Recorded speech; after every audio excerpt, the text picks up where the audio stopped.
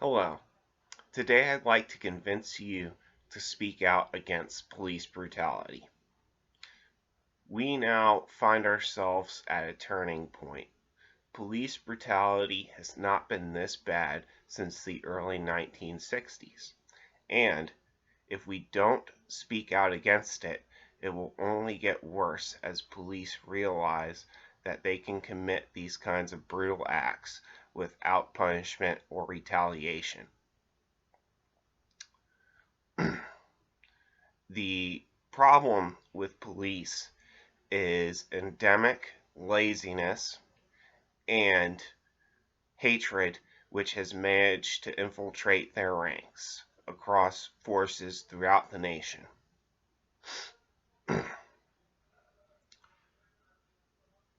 Nobody can deny that the killing of George Floyd was brutal and unnecessary, especially considering his crime of allegedly using a counterfeit $20 bill, according to BBCnews.com.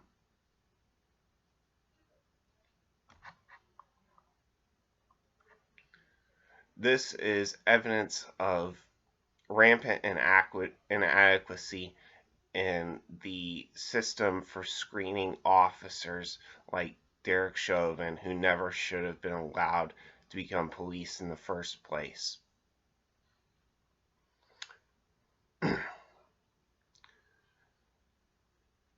Officers have exhibited extreme laziness in their failure to adequately restrain those who they wish to keep from protesting.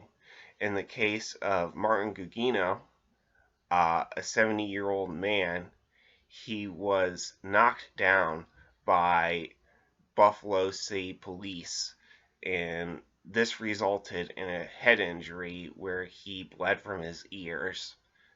Uh, the other officers encouraged one another not to stop and help him.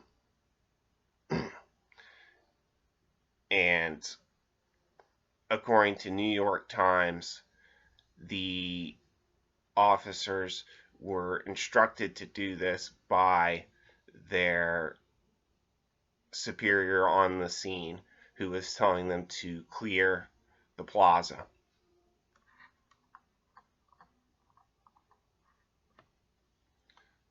This problem can be solved by implementing measures which show hate-filled officers that if they commit a crime while wearing their badge, if they commit a hate crime while on duty, they will be punished with the most severe sentences we have to use against them, such as the death penalty. In the case of police laziness or a failure in the ability to handle a riot properly, officers need to be trained and certified in keeping a cool head in the face of resistance before they are allowed to deal with situations where violence may erupt or where suspects might resist.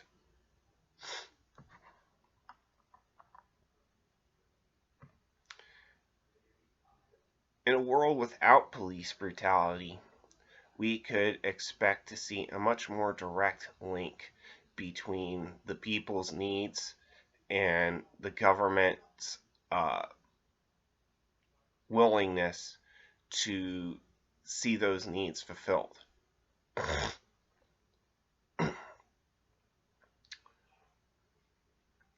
Indeed, the further we separate taxation from representation, the more likely a government is to abuse its power.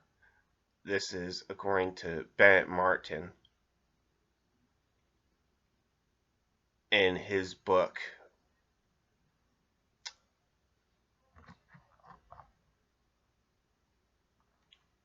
the English Civil War.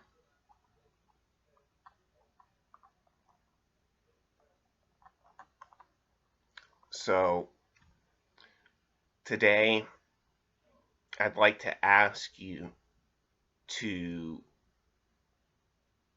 see that this problem is solved.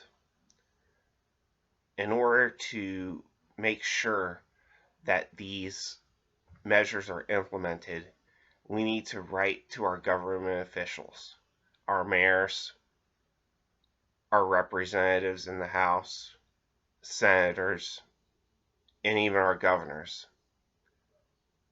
They need to know that we will not tolerate officers who commit hate crimes, and we will not tolerate officers who lose control in the face of retaliation and commit even greater acts than those that they were sent to stop. And above all else, we need to continue our peaceful protesting. Thank you for listening, and I hope you take my message to heart because our nation depends on it.